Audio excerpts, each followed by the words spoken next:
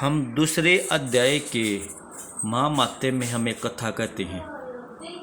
नारायण जी बोले, हे लक्ष्मी, दक्षिण में एक पूर्ण नाम का नगर था। वहाँ एक देव सुश्रमा धनवान रहता था। वह साधु सेवा करता।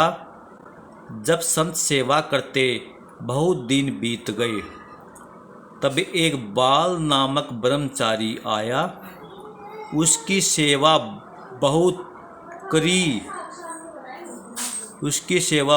करी और विनय की।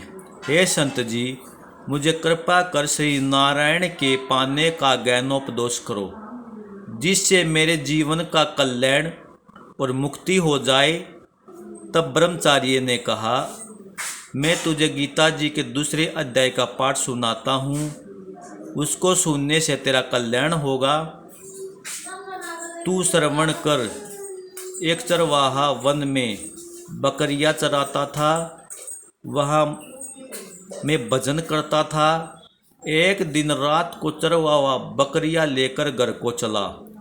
मार्ग में एक शेर बैठा था और एक बकरी सबसे आगे चली और बकरी को देखकर शेर पीछे हट गया।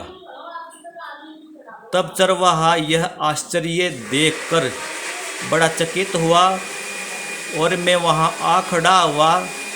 उस चरवाहे ने मुझसे कहा, देखकर बड़ा चकित हुआ और मैं वहाँ खड़ा हो गया। उस चरवाहे ने मुझसे कहा, मैंने यह आश्चर्य देखा कि बकरी को देखकर शेर डर से भाग गया। तुम त्रिकाल गहो, यह वृत्तांत मुझे क्या सुनाओ। संतान ने कहा, हे चरवाहे, मैं तुम्हें एक पिछली कहानी या पिछली वार्ता सुनाता हूँ।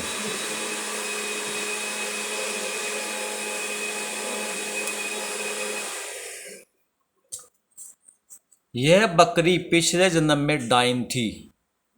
जब इसका पति मर गया, तब यह बड़ी डाइन हो गई। उसके बाद जिस सुंदर लड़के को देखती वह उसे खा लेती। शेर पिछले जन्म में फंदक था। वह पक्षी पकड़ने वन को गया और डाइन भी वन में गई। उस डाइन ने फंदक को खा लिया।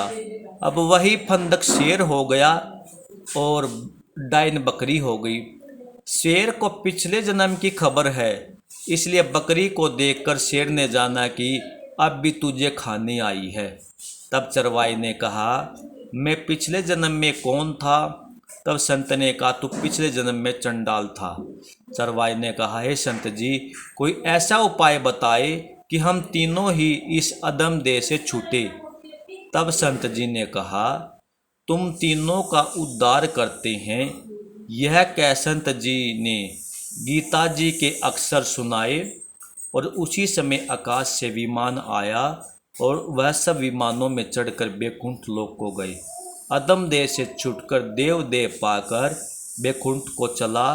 तब श्री नारायण जी ने कहा, हे लक्ष्मी, जो मनुष्य श्री गीता जी के ज्ञान को पढ़े सुने वह अवश्य ही मुक्ति को प्राप्त होता है।